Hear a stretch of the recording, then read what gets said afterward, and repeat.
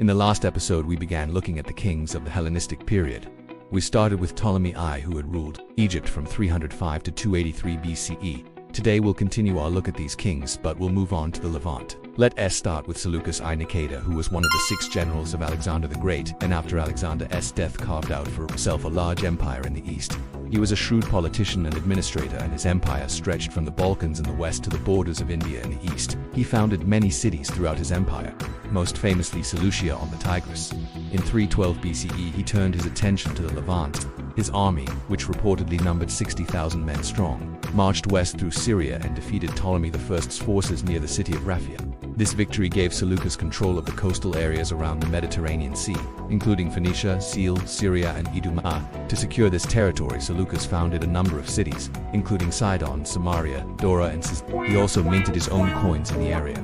But his rule was not without its problems. Jewish historian Josephus Flavius tells us that he had to put down revolts by the Jews and the Arabs, and he was constantly having to contend with Ptolemy I, who had recovered some of the territory he lost at Raphia. It was only after Ptolemy I's death in 283 BCE that Seleucus was able to consolidate his control over the region. After subduing a revolt in Babylon, Seleucus set out to deal once and for all with Ptolemy's pretender to the throne. Ptolemy II, he defeated the Ptolemies decisively at the Battle of Gaza in 312 BCE and pushed them back into Egypt proper. That same year, Seleucus marched against the Arabian tribes, defeating them and subjecting them to his rule. After quelling a revolt in Asia Minor, he turned his attention to the Zagros Mountains, where he campaigned against the nomadic Cimmerians. Though he was ultimately successful in driving them out, he suffered greatly from the harsh mountain terrain. This campaign took place around 309 BCE, and when he returned to Susa, he fell ill and died there in 305 BCE. Seleucus left his empire to his son Antiochus I, who had been satrap of Babylon while Seleucus was campaigning in the Zagros. Antiochus I had to deal with the aftermath of his father's campaigns, settling the Cimmerians in new lands within his empire, and then turning his attention to the newly independent kingdom of Nabatea in the south.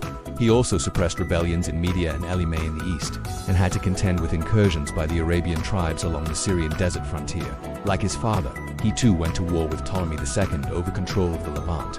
He inflicted a defeat on the Ptolemies at Raphia in 310 BCE, but failed to achieve any lasting territorial gains. Antiochus died in 281 BCE, having reigned for 40 years. Under his successors, the Seleucids would lose much of their Levantan territories to the Ptolemies. The first of these successors was Antiochus II, who had been satrap of Asia Minor under his father.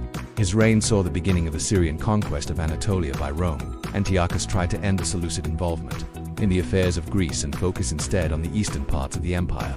However, his wife, Queen Laodice, persuaded him to invade Anatolia to punish the rebellious Greek states. During this campaign, Antiochus was defeated and killed by the Roman general Publius Sulpicius Rufus in 261 BCE. After Antiochus's death, the Seleucid Empire would split into 3 parts, with each of his sons receiving a share of the kingdom.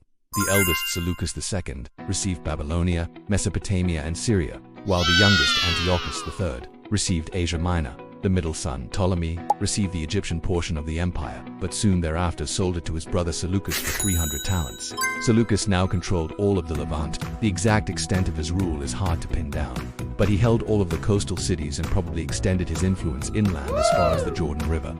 During his reign, he was involved in a number of conflicts with the Ptolemies over control of the region, but he never succeeded in reuniting the Levant under Seleucid rule. He did, however, succeed in putting down a rebellion by the Arabian tribes in 256 BCE. This was followed by an invasion of Arabia by his son Antiochus the Great, who sought to avenge his father's earlier defeat at the hands of the Nabateans. Antiochus advanced deep into the Arabian Peninsula, but was eventually defeated by the Nabatean king, Aratus III. Around 253 BCE, Antiochus set out again for Arabia, this time with a much larger force, but was defeated again. These defeats marked the end of Seleucid involvement in Arabia. The following decade saw a steady erosion of Seleucid power in the Levant. After a decade of fighting with the Ptolemaic Empire, Seleucus died in 226 BCE and was succeeded by his son, Seleucus III, who reigned until 223 BCE. During his reign, the Seleucids were increasingly on the defensive, suffering defeats at the hands of the Ptolemaics and the Nabateans. One of Seleucus's chief rivals in the Levant was the rising power of the Neo-Assyrian Empire to the east. While Seleucus III was preoccupied with fighting the Assyrians, his brother Antiochus Hyrax revolted and seized control of the Levant. Antiochus then went to war with Ptolemaic Egypt, invading Palestine, but was defeated and killed in battle. His premature death saved his empire from fragmentation, as he had designated his infant son as his heir. Had he lived longer, it is likely that the empire would have been divided among his brothers and sisters after his death. Seleucus IV Philopator came to power in 209 BCE, and he reigned for 47 years. His long reign saw the rise of two superpowers in the Levant, the Ptolemaic Empire and the Neo-Assyrian Empire. At the beginning of his reign, Seleucus IV had to contend with Ptolemy V's invasion of Phoenicia and Seal Syria. But the two brothers soon made peace and even came to an amicable agreement about disputed territories. As relations between the two brothers improved, Seleucus began to turn his attention eastward, where the Parthian Empire was becoming a major threat to his empire. After suffering a humiliating defeat at the Battle of the River 1000, he realized that he could not hope to compete with the Parthians militarily, and so he bought them off, ceding all of his eastern territories to them. By doing so, he was able to concentrate his resources on the Levant, where he spent the rest of his reign building up his navy and trading colonies along the Mediterranean coast. During his reign, the Seleucid Empire reached a cultural zenith. The Greek language was widely used throughout the empire and the cities flourished. The Jewish historian Josephus Flavius credits Seleucus with introducing many improvements to the cities of the Levant, such as building temples, establishing courts of law, minting coins, and issuing legal codes. The Seleucids were tolerant of other religions, and they even encouraged the spread of Hellenism among the native populations. Seleucus was succeeded by his son Antiochus the Great, who had previously been satrap of Phrygia and Lycia. He reigned from 194 to 187 BCE and is considered one of the greatest of the Seleucid kings. Antiochus's reign was marked by renewed conflict with the Ptolemaic Empire. In 192 BCE, Antiochus invaded Ptolemaic Egypt, capturing the cities of Sidon, Tyre, and Ptolemais. 2 years later, he campaigned against the Nabateans and the Cretans, and in 190 BCE, he invaded Arabia. There he suffered a crushing defeat at the hands of the Nabatean king, Aretas IV.